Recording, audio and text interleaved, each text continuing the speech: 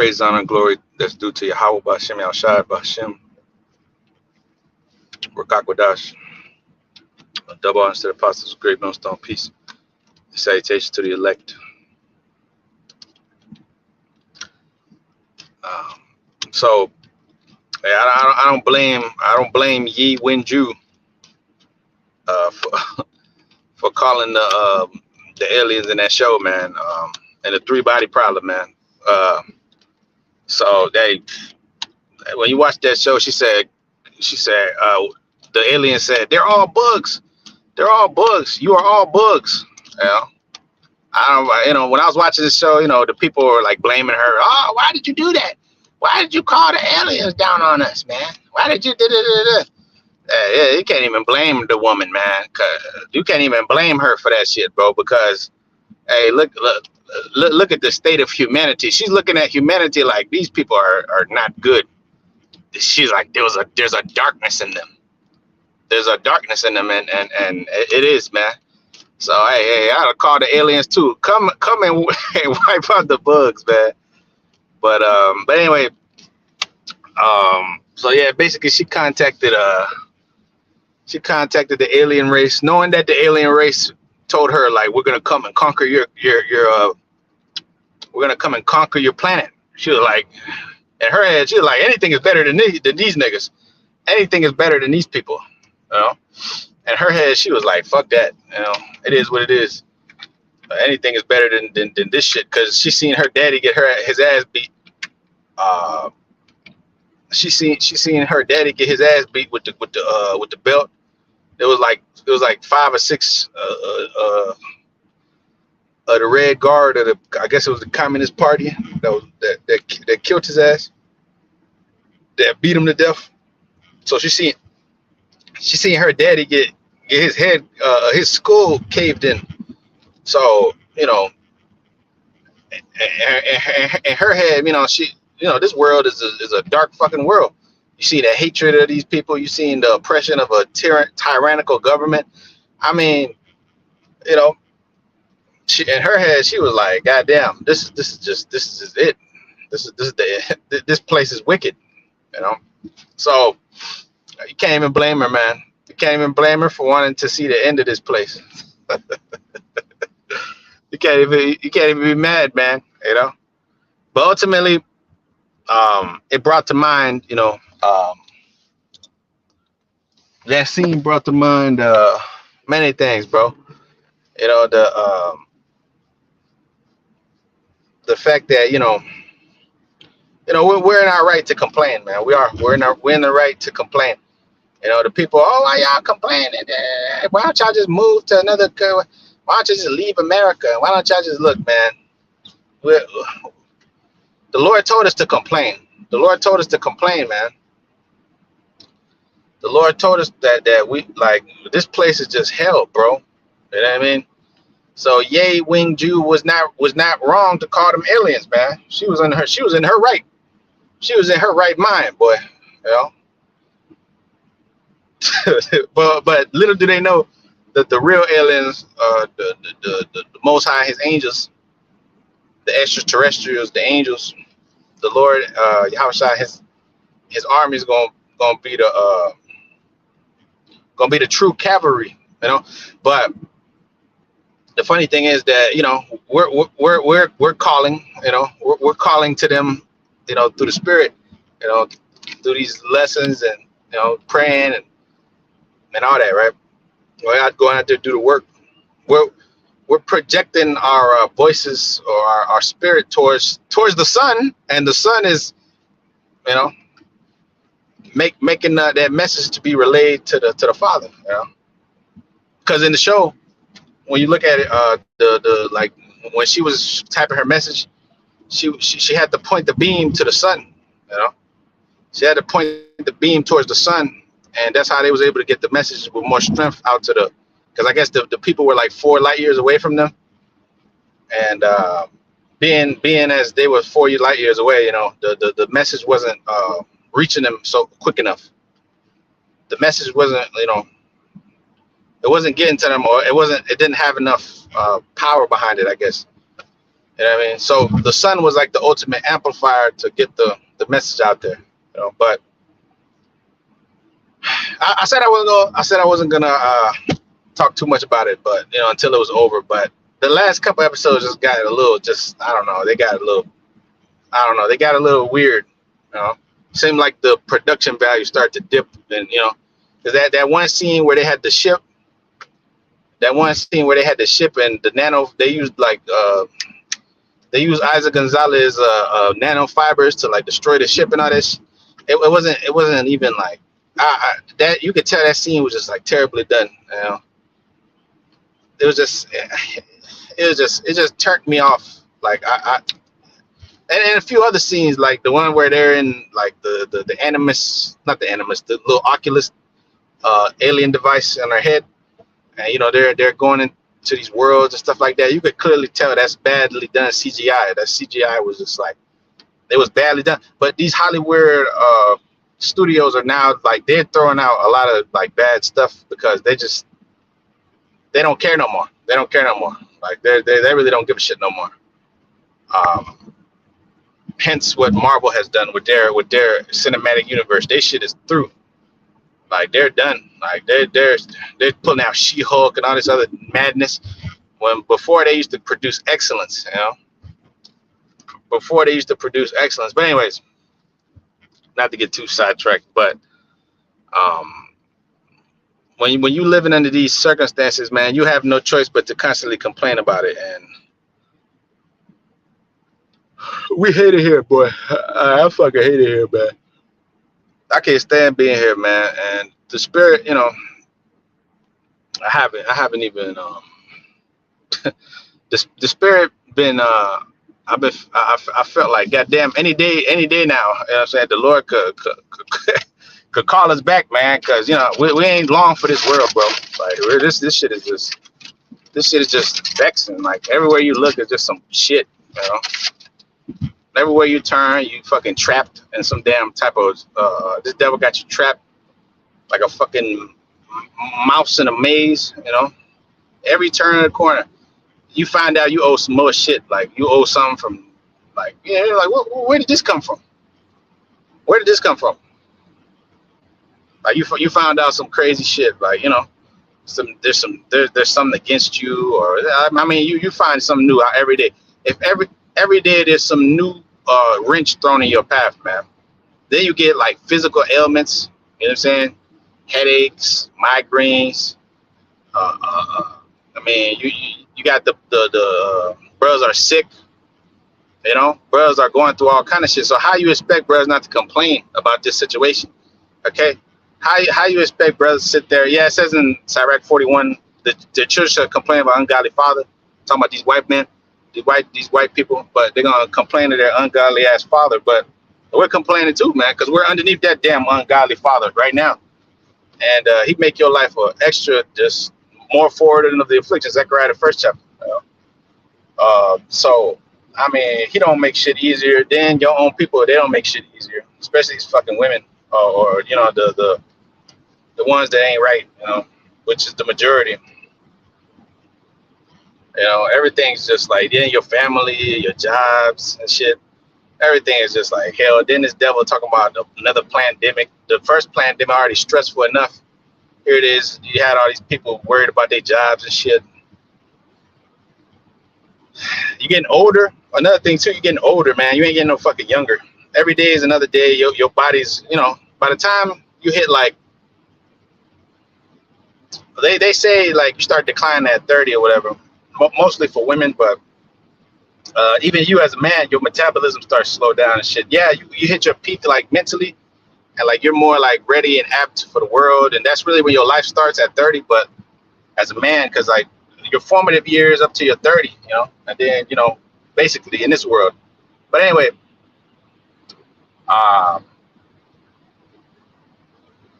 the you're just getting older and older. You know what I mean? You're just getting older, man. You're continually just getting older and older and older. Your body's breaking down, man. You're not getting younger. You're not staying the same. You don't stay the same. Like you have to constantly watch yourself. Like everything is just like, this life is just vexing, bro. It's just like, you know, there's really not much to look forward to, in the, like, because we know the truth, so we have hope. But the people outside of this truth, they have zero hope, man. They have like, what is there to look forward to? That's why they occupy themselves in drugs and folly, drugs and folly, right on, because their mind has to be filled with something, man. Their brain has to be filled with something. Something has to fill their minds up, because you know it's a miracle we made it this far. It's of the Lord's mercy we're not consumed, man. So Sirach 35 and verse 13 says, he will not accept any person against a poor man, but will hear the prayer of the oppressed. Yeah, the Lord hears the prayer of the oppressed. I mean, he's nigh unto them that sigh and cry, right? For the abomination be done in the midst thereof, Ezekiel 9. It says 14 verse, and he will not despise the supplication of the fatherless, nor the widow when she poureth out her complaint. So our Lord, he will not despise the supplication of the fatherless, nor the widow when she poureth out her complaint. Right? So, you know, yeah, people, why you complain so much? All you do is complain. All you do is this. Look, man, the Lord does not despise the supplication of the fatherless, nor the widow when she poureth out her complaint, man. All right? You're supposed to complain before the Lord. Who the fuck else you going to complain to? These people out here, they're more wicked. You're going to go to the devil to complain about what he's doing? What do you think? He's going to hear you out and be like, hey, yeah, you know, I understand, but, you know, just hold on, have patience. Nah, man, this is the only way you could talk to the Heavenly Father, his son, and a few like-minded brothers, and that's it, you know. Everybody else going to look at you crazy. Oh, what's wrong with you, bro? You know, just you know, just smoke some weed. Here you go. You know, just do some Molly. You know, this is the world. This world we live in. Everything's solved by some type of drug, but really it leads you to more fucking problems. You know. So Esau create the problem and bring the solution. Order out of chaos, right? Order out of chaos. And problem, solution, reaction. So, yeah, this is why you can't stand that play, man. So the Lord is not going to despise the supplication of the fatherless, nor the widow when she pour her complaint. If the tears run down the widow's cheek, and it's not her cry against him that caused them to fall. All right, so the cry of the widow is against them that caused us to fall, man.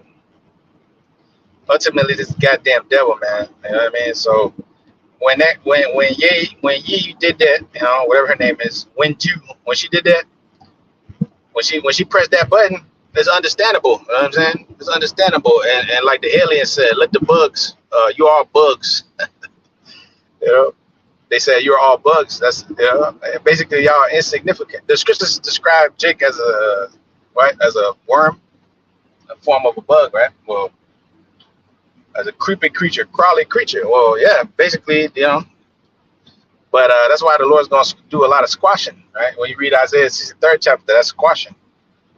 He said that he going to tread the winepress, you know, and his garment going to be sprinkled, right? So ultimately, the aliens were toying. They said, we're going to be there in 400 years. We're going to be there in 400 years. And when we, you know, and the people are supposed to do cryogenics, so when they come, they can fight them and all this shit. Look, the people are going to be losing their fucking minds when all hell really break loose, man. Real life, of course, you know, that was just a little movie. But the funny part was, you know, in the beginning, she pressed the button. She was like, fuck that. I can't deal with these people. No, if these aliens come and invade, they'll do these people a favor, you know. And they will do them a favor because they can't. She was like, we can't save ourselves. We can't govern ourselves, you know. But everybody was mad at her, but she was actually doing something righteous, man. She actually tried to help these people. Sometimes you put them out their fucking misery, you can help them. Like Old Yeller, you put somebody out their misery, you do them a favor. Like if you see your family or one of your family members, or they're over there suffering, dying and shit, they're on a machine. Most people would pull the plug, what they call pull the plug, and ultimately, they will, like Old Yeller. It was like the first time I seen somebody pull the plug. It was a school. They show you that movie. They take the dog out and kill him and shit or whatever. But to put him out of his misery, man. But the Lord does not despise the supplication of the fathers, man. Or the widow. John the 12th chapter, 25th verse, right? The Lord told us to hate our lives in this place. Ultimately, because our lives are wicked, man. Not because we're not grateful for being alive and for all the things that come, with this, of course, it's a gift of life, but ultimately, this is not a life we're living, man. Like the Majid Jordan song, this is not a life worth living in this place, in Babylon, being this devil's slave, man. Israel is not a homeborn slave. Why is he spoiled? Jeremiah 2:14. Like it's not ideal, man. You got brothers are suffering, can't even walk.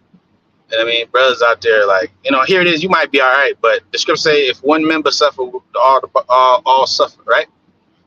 Isn't that what the scripture say? Corinthians 12:20.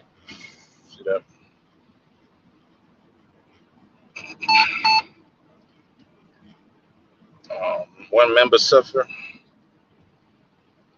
26 verses. For whether one member suffer, all the members suffer with it.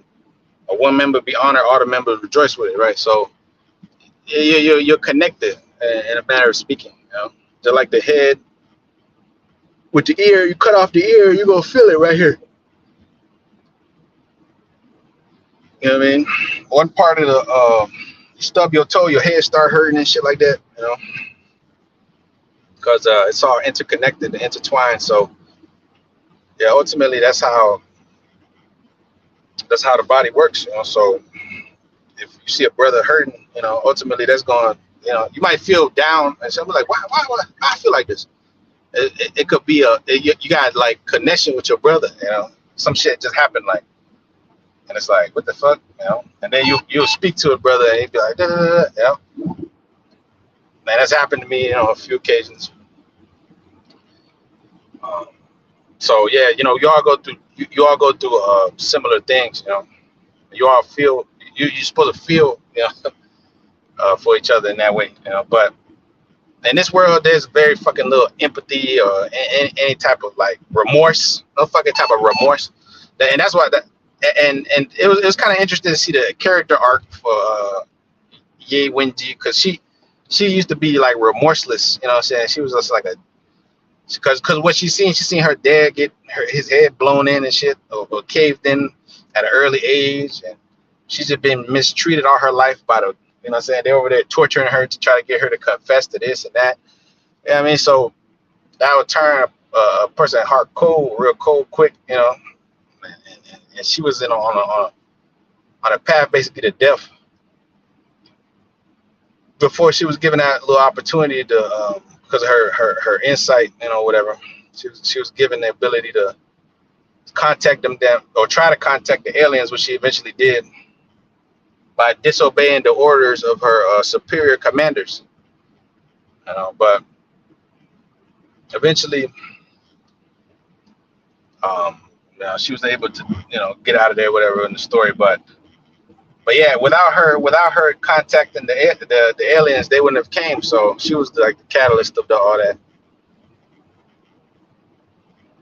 But it just goes to show you that, really she didn't really do nothing wrong. Well, in the eyes of the people, yeah, she did. But she was really, we don't know if they came for good or bad, in the movie, that is. But more than likely, they'll come and conquer and take over, of course. But the humans, in their heads, everybody's gonna, just massacre you and kill you. But that's just how, that's how the white man conquers, things. That's how he does things. He just come in there and kill everybody, and then set up his, But in the show, not necessarily was that the case, But anyway, more than likely, yeah, they were. But that's neither here nor there. The important thing is the spiritual tidbits that you can get from it. Okay, it says Psalms 141 or 42 actually in verse 1 of prayer. When King David was in the cave, it says, "I cried unto the Lord with my voice. With my voice unto the Lord, I have made supplication. I poured out my complaint before him. I showed him my trouble. When my spirit was overwhelmed within me, then thou knewest my paths, and the way wherein I walked have they privily laid a snare for me. And I looked on my right hand and beheld, but there was no man that would know me. Refuge failed me, and no man cared for my soul." See, that's a. It says, fifth verse. "I cried unto the Lord, and I said, Thou my refuge, and my portion in the land of living. Attend unto my cry, for I am brought very low. Deliver me from my persecutors, for they are stronger than I. And bring my soul out of prison, that I might praise thy name. The righteous shall compass me about, for thou shalt deal bountifully with me." Right. So second verse says, "I poured out my complaint before him, and I showed before him my trouble." Yeah. So when you pour out your complaint before the Lord, that's a righteous thing. You're supposed to. And how are we supposed to pour out our complaint to the Lord without knowing His name? As they would say, as the Mr. Academic, the Greek brother that came up there, he's like, "Look, man, look, you gotta go to the. You don't know the name. It's too holy to say. So how you gonna pour out your complaint to someone that you can't identify, or for that matter, call upon or name? What is his name and what is his son's name if thou canst tell?" Proverbs 30. So that's the key. The key is, with all that getting, get understanding. Proverbs, the 4th chapter. And ultimately, we're supposed to pour out our complaints. It's a righteous thing. They'll say, "Oh, you're ranting." There's no such thing as a rant. You're not gonna find such a thing in the scriptures. You might find babble, or you might find. Well, actually, let me see if I can find it. But it's not too. It's not like when you type it in, nothing really popped up. Yeah, when you spell the word itself, like you put the word in, it'll say like rant ignorantly or some other word, but rant itself is not in there. But when you go on a tangent,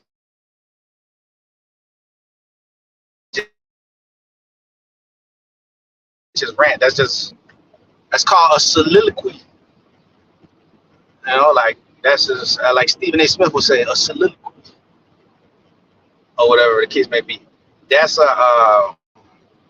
you just going in the spirit. The Lord gave speeches, if you will, or He preached the word. He wasn't ranting, Oh, here goes again. They're ranting again about this and that. I'm going on a rant. Let me be brief. Nah, the word of the Lord is deep. You must expound upon it. How can you go into the word, 5-minute video? That's brief. That's a YouTube short. In today's world, everything is like a condensed little. I mean, it's cool, little clip, man, get to the point. But like, for the most part, I remember like when it came to the truth, the apostles used to do lessons for like 3 hours. It would be like closed up in like different sections and shit. You remember like they used to be sit behind in the blue. It was like a blue wall said "End of the World," and they'll have the microphone, and the head apostle be at the back with the computer.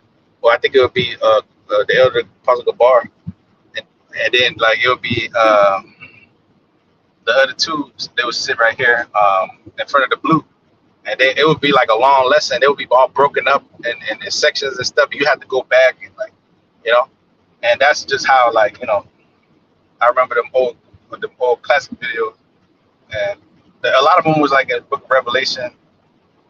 For the most part, all the breakdowns really Daniel, But yeah, ultimately, what I'm saying, we are to complain. We're out to complain to the Lord. There's nothing wrong with constantly complaining about the things that's not right. Like the word itself, complain, right? It literally sounds like come plain, like you come real, you come like as it is.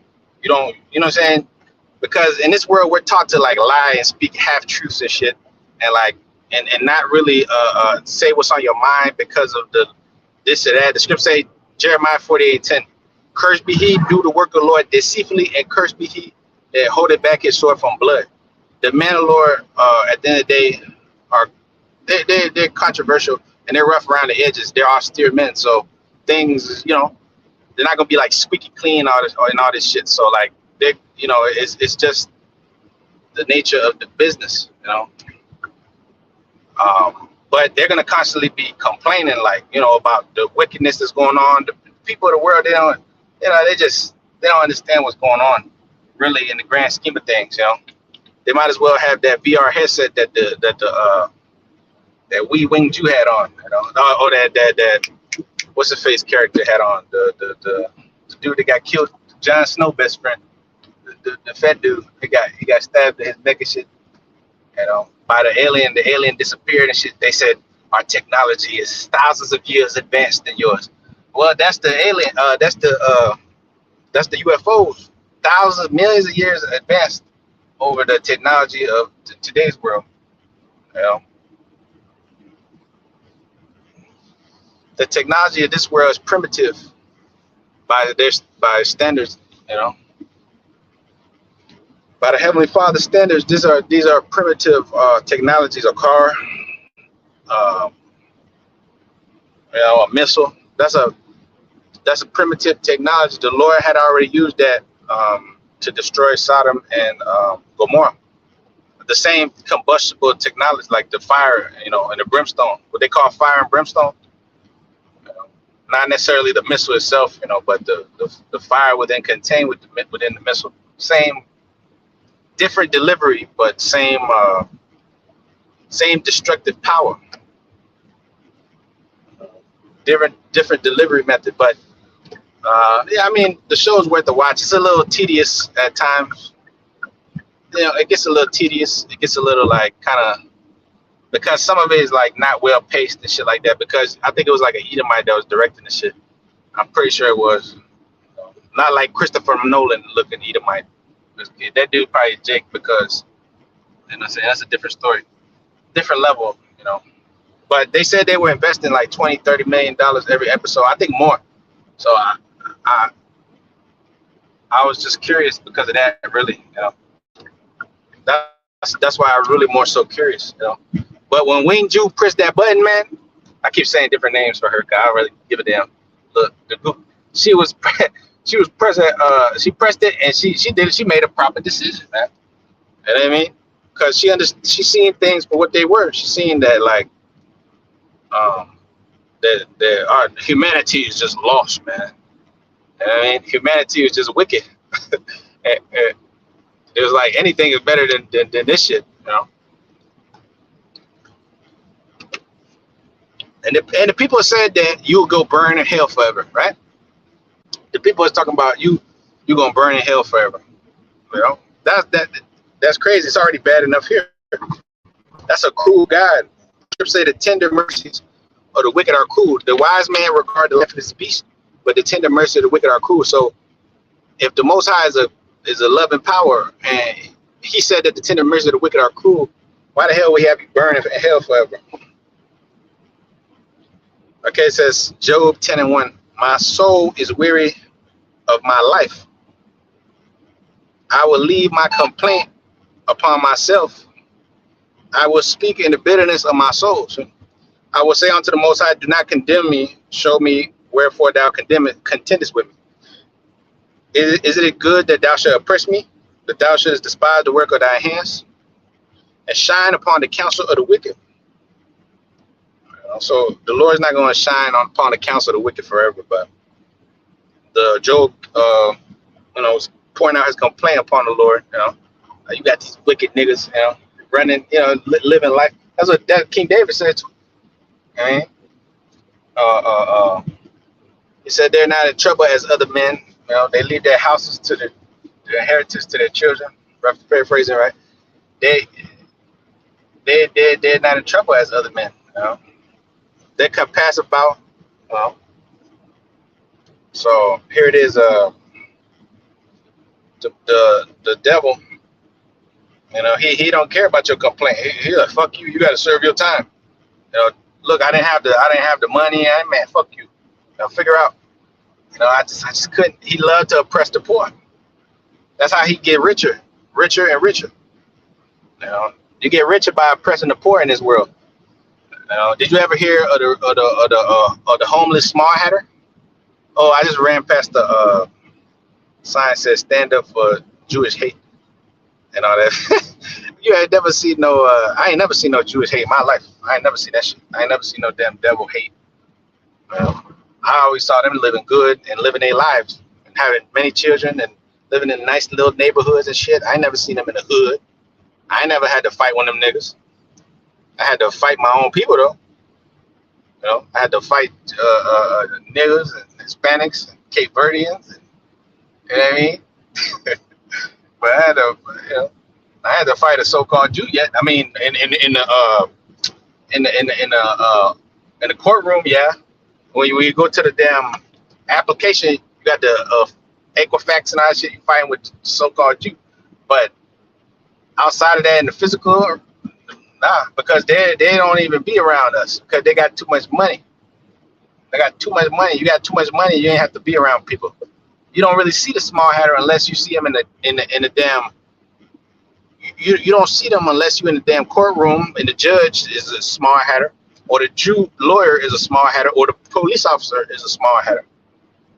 Or a sellout Jake like your boy from the from the IUIC.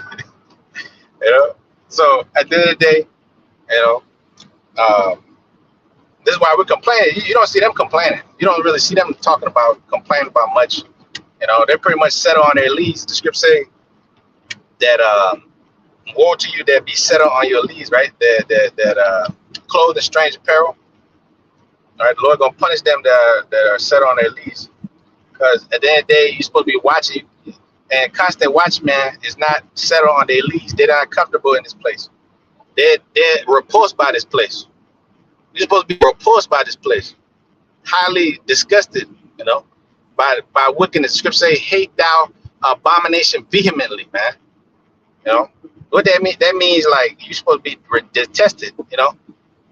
Like how a woman get detested by like a nigga with like women are detested by like good stuff. Like if they see a good man, they're detested by that shit. Like if he's nice, he's too nice. Like, why is he just not a nigga to me? They're attracted to wickedness. They're attracted to a nigga that's gonna do them dirty. Like, damn, that turns them on.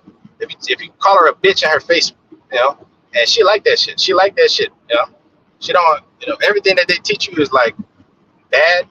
Is like actually good in there, and like to deal with these modern day women, you do the exact opposite of what they teach you in this damn rule book or whatever the hell they in Hollywood movies. Like that's just the truth. Like the more you kiss her ass and the more you sit there and like look at her ass, the less she like you, and the more you an asshole for the most part, the more success you're gonna have. Not an asshole, but the less you give a damn, or whatever. The less you show that you're like some like needy little puppy dog there sitting there for her ass, the more she like your ass, and the more y'all actually fight, the more like the more she like you. If she don't fight your ass at all, that means she really don't like you. You're not even like a relevant thought in her head, because women are completely fucking backwards. They don't operate in no logical sense like you do. Like the more fucked up, the more she like that shit. And that's just the straight up truth. Because she's dark within herself and she needs some type of nigga to put her in her goddamn place. And she needs to hear that shit. She needs to. That's why she likes the Pookie and Ray. That's why niggas are able to pimp her out and do all this stuff to her, because within herself and her spirit, her psyche, she has this like demon on her like that, that needs to be quenched. And they have to find some type of strong man. And mostly the strong men in this world are like niggas, are like thugs and shit, but really that masculine energy is supposed to get from her father she gonna get from her husband, Lord willing, one of the men that's in this truth. You know what I mean? That's just how it goes. But that's the modern day. That's really the breakdown, especially for these damn Latina black women out there. And the white woman, she loves that shit too. The white woman wants to be a video vixen, just like Esmeralda. You know, the white woman is jumping on the train of the Israelite man at an alarming rate, I might add. So it goes on to say, Job chapter 23 and verse 2. Even today is my complaint very bitter. My stroke is heavier than my groaning. Right. So groaning goes into mourning and things of that nature. Actually, let's get this word here.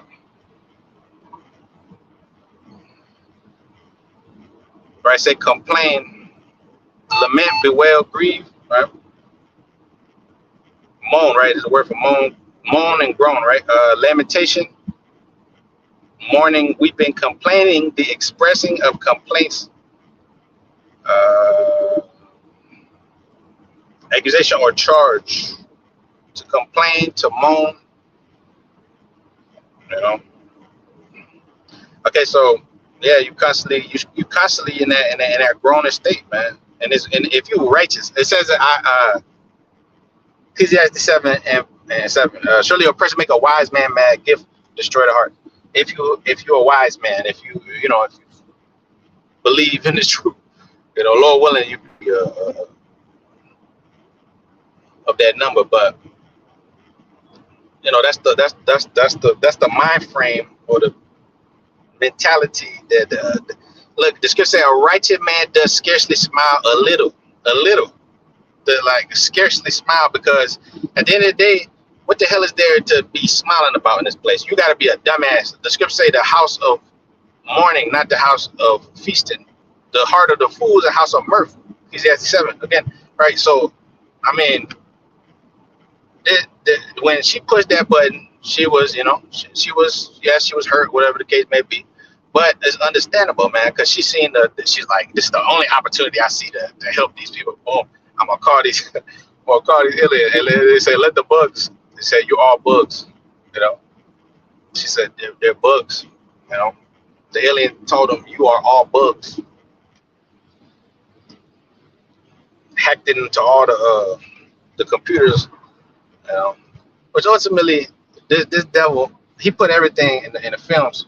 He put everything in the movie because they got to do something called the revealing of the method. Everything got to be revealed.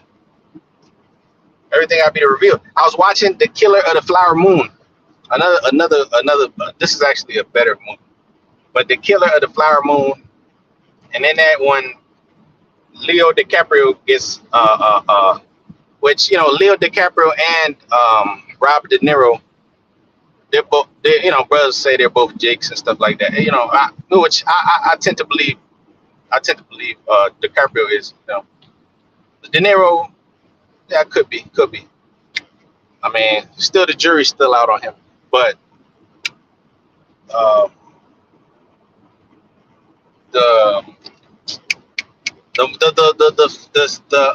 that scene itself, he was in they were in a Freemason lodge. It has it all over the place.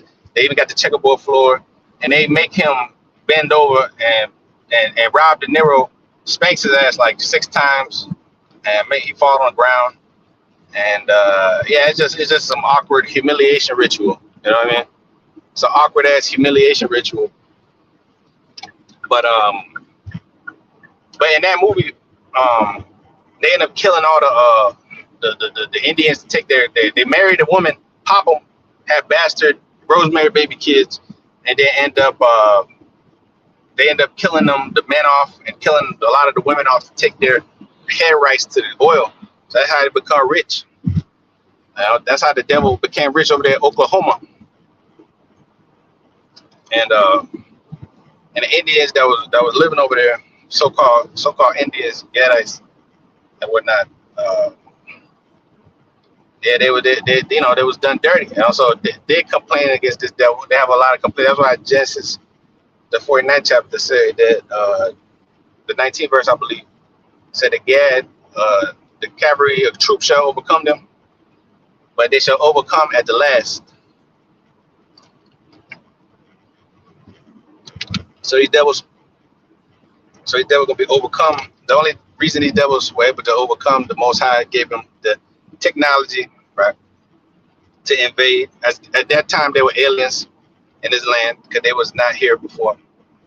So they was the invaders, and they came with their cavalry and took down the Gadites, which ultimately um, Gad helped them in many respects, and damn near all the respects, because they wouldn't have never been able to live here. You know what I mean? So yeah, man, it's a righteous thing to complain. The scripture say the blood of the just complain continually. Uh, the scripture say that life is in the blood, so you ought to complain continually. You're not really alive if you're not really complaining, man. Like you're really in a dead, codified state, zombified, flatbush zombie state now. You're in a sunken place. All right, comfortable with this damn condition. I mean, as good as it may be, I don't care if you damn P Diddy himself. Look at his condition. Look at this motherfucker condition. It don't matter what you are, you're still a nigga in this place, and you're still subject to the terms, conditions, and abide by the rules of this cracker. I don't want to be abide by no damn devil rules. Okay, I want to be free at last to do as I will under the Lord, under our Lord, man. You know what I mean? Free at last. And saying you want 36 concubines, you can have thou, as thou feelest. You know? Yeah, you don't have to check in with nobody about anything that you really do. No government, the Most High gonna be the government and the power, and we're gonna be under perfect unison because we're gonna be perfect under the new covenant, which some seem to believe that is still in the effect right now, which ultimately is impossible because we would not be here complaining about shit. We wouldn't be sitting here complaining about nothing. We wouldn't be sitting here teaching nobody. We wouldn't be sitting here breaking down the scriptures. Look, this is what this means. That what that means. This is the history about that. This is where the map is. This is where Bashan is. No. We wouldn't be saying nothing. We wouldn't be cursing out nobody. We wouldn't be getting into altercations with the heathens or anything. We would just be all perfect. And perfect cohesion and unison with the power and ourselves. You know what I'm saying?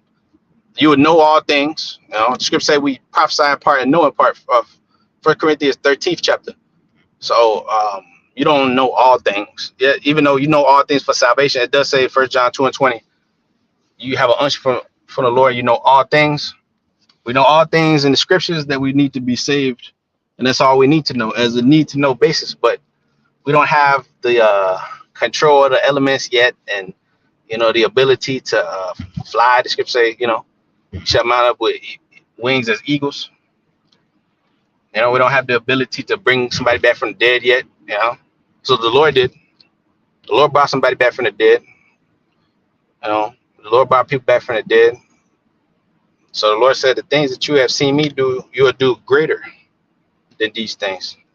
Walked on water. You walk on water. That's called, I believe, the process when you dissolve. Damn, I forget the word. I don't want to use the wrong term for it, but really, you're mass, right? In these bodies, of course you'll be able to you're gonna sink because you have to defy the laws of gravity. The new bodies will defy the laws of gravity, like you see the UFOs. Are spiritual. When you read Ezekiel, the first chapter, it speaks about cherubims and how they look. It's certain in the vision that Ezekiel had. Obviously, they describing the wheels, but when you actually look at them, they're pure energy, and the way they operate, they don't abide by the laws of physics. They defy gravity. They stop on a dime. They can just go disappear, cloak. There should be one right there. You would know. Then unless he wants you to know, unless he wants you to see him, Okay, well, it's he. It's not a they, women, or it's a he. The Lord said He made them male and female, and the angels are men. All right, Israelite men. At the end of the day, the word angel means messenger. So the men of the Lord on the earth, that's an angel too. Scripture say trapped in a lower state, right? Fell from their first estate, the habitation, Jude, the first chapter. But it goes on to say that trapped in everlasting chains of darkness, these bodies, right? Ultimately, the Lord gave you the change. You'll be like the angels, be like them. That's why we read Revelation 19th chapter. The Lord, we speaking to John the Baptist speaking to the angel, and saying, He said, "See that thou doest not, for I'm thy fellow servant, thy brethren." So worship the Lord, for the testimony outside the spirit of prophecy, right? So ultimately, that was the sign that there's our brothers. Matter of fact, it says that we they desire to look into the gospel that you preach on earth, right? So ultimately, that's why they carry our prayers to the Father too, because you could pour your complaints out, they hear it, the Lord, they bring it to the Lord, the Lord brings it to the Father, what I'm saying, and that's why it says again, which I'll leave you with that. I'll leave you with